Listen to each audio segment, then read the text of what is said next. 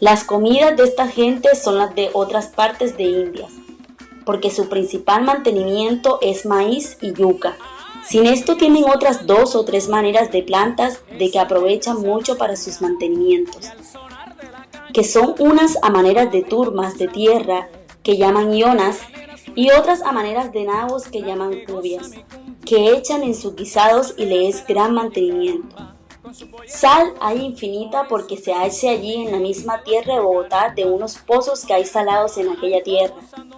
a donde se hacen grandes panes de sal y en gran cantidad, la cual por contratación por muchas partes, especialmente por las sierras de Opón, va a dar a Río Grande, como ya está dicho. Las carnes que comen los indios en aquesta tierra son venados de que hay infinidad en tanta abundancia que les basta mantener como acá los ganados. Asimismo, comen unos animales a manera de conejos, de que también hay mucha gran cantidad, que llaman ellos fucos, y en Santa Marta y en la costa de la mar también los hay y los llaman cuyes. Aves hay pocas tórtolas, hay muchas ánades de agua, hay mediana copia de ellas que se crían en las lagunas, que hay por allí muchas. Pescados se crían en los ríos y lagunas hay en acá el reino, y aunque no es gran abundancia, es lo mejor que se ha visto jamás, porque es de diferente gusto y sabor de cuantos se han visto. Es solo un género de pescado, y no grande sino de un palmo y de 2, y de aquí no pasa, pero es admirable cosa de comer. La vida moral de estos indios y policía suya es de la gente de mediana razón, porque los delitos hechos los castigan muy bien, especialmente el de matar y el hurtar, y el pecado nefando, de que son muy limpios, que no es poco para entre indios, y así más horcas por los caminos y más hombres puestos en ella. Gonzalo Jiménez de Quesada. En la lectura se evidencia que luego de todo lo encontrado, América Latina quedó estereotipada, haciéndole entender y formando un concepto de que el continente en cada esquina o paso que se diera se iban a encontrar con maravillosas riquezas o costumbres dignas de admirar, o en muchos otros casos hacer ver estas culturas como algo inhumano, en la cual no se practicaba la pulcritud, delicadeza o racionalismo, haciendo creer que se podían encontrar con personas sin valor o educación por el simple hecho de ser diferentes y practicar rituales o hábitos que se venían practicando de generación en generación. En pocas palabras, era una manera de exaltar la belleza, pero desde la posición de otras personas, sin el llegar a involucrarse ni practicar estos hábitos. A Gonzalo Jiménez de Quesada le sorprendía el hecho de poder encontrar rasgos y facciones diferentes. Por esto menciona que en cuanto a la vida y costumbres, religión y las otras cosas de estos indios del dicho Nuevo Reino, digo que la disposición de esta gente es la mejor que se ha visto en Indias. Especialmente las mujeres tienen buena hechura de rostros y bien figurados. No tienen aquella manera y desgracia que las de otras indias que hemos visto, ni aún son el color tan morenos ellos y ellas como los de las otras partes de Indias.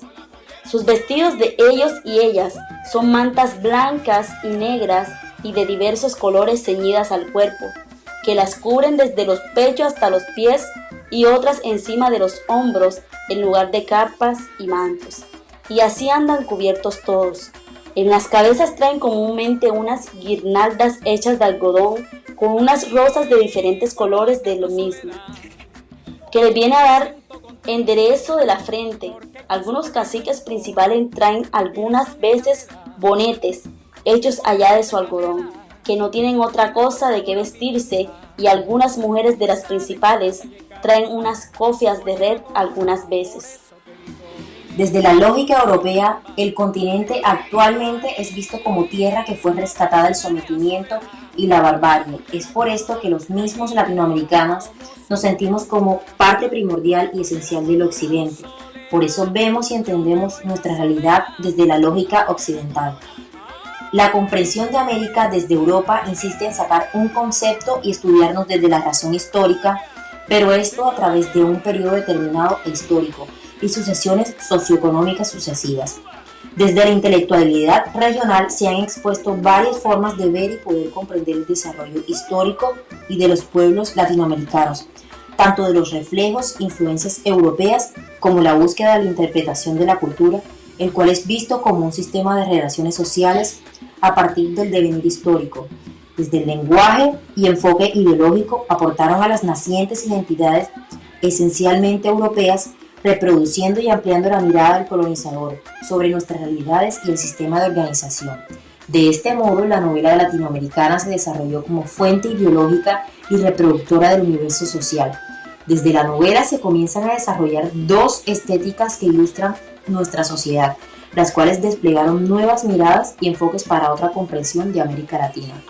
No se trataba simplemente de un discurso novelístico para hacer notar y darle voz a los que eran llamados negros, indígenas, campesinos, obreros y mujeres. Fue mucho más que esto. Ambas maneras dan a conocer una totalidad discursiva de América Latina, vista y conocida desde su propia cultura y no desde un pensamiento o molde europeo. Es por esto que algo tan simple y que siempre debería de practicarse como el respeto y la educación les parecía algo inexplicable a los visitantes, de tal manera que Jiménez de Quesada relata: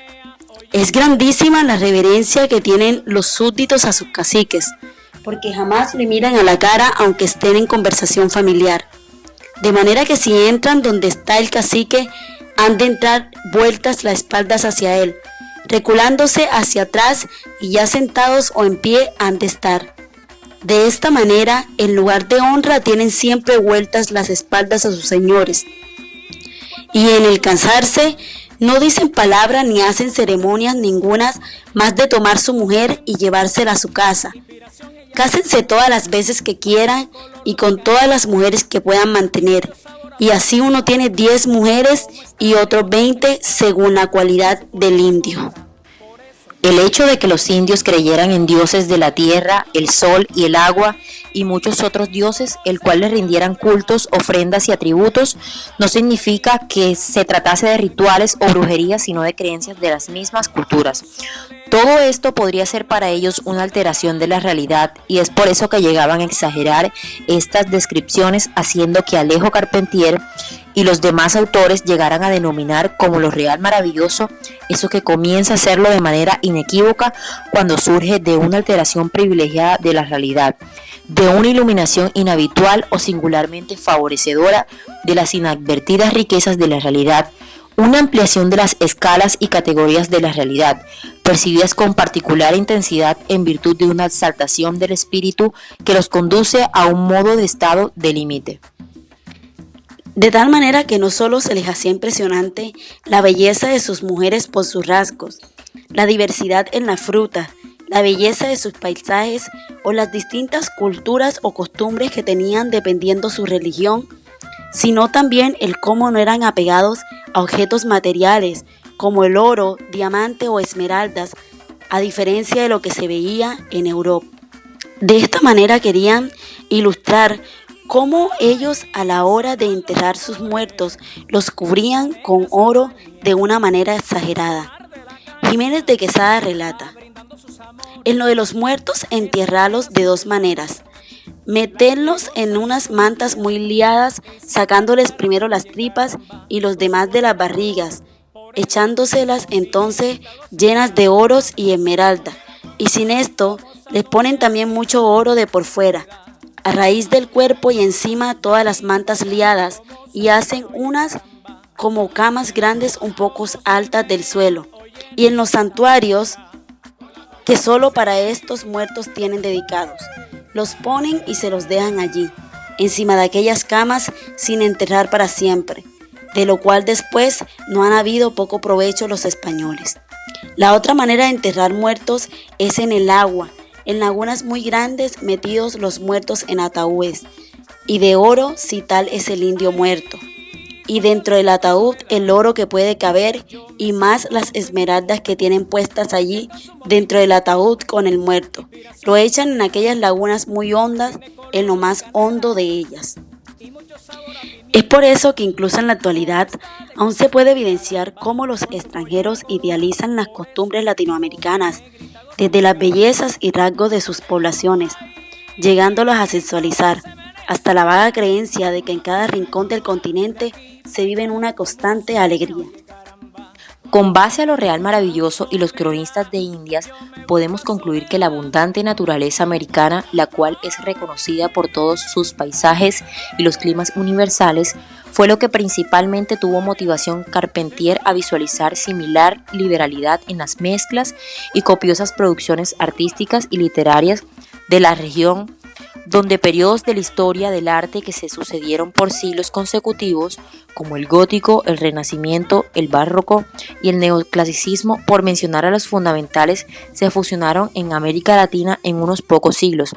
generando lo que él mismo gustaba llamar el barroco americano, no como extrapolación mecánica de ese periodo del arte, sino como el conjunto exuberante y transculturado que es la cultura artística literaria de América Latina.